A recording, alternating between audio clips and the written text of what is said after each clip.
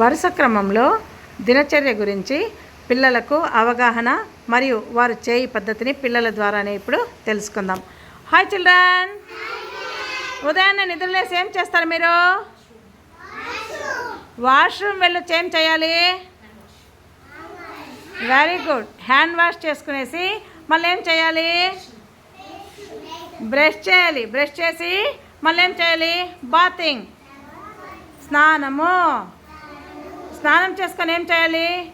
వచ్చి లోపల వచ్చి టవల్తో తుడుచుకొని వాష్ చేసిన డ్రెస్ వేసుకునేసి ఏం చేయాలి? మళ్ళా పాలు తాగితే ఏమవుతుంది? అందరికీ బలం వస్తుంది, ఎముకలంతా గట్టిగా ఉంటాయి. పాలు తాగేసిన తర్వాత ఏం చేయాలి? ఒక 5 నిమిషాలు అట్లా రిలాక్స్ అయిపోయి ఏం చేయాలి? బ్రేక్ఫాస్ట్ తినాలి. ఏం తినాలి?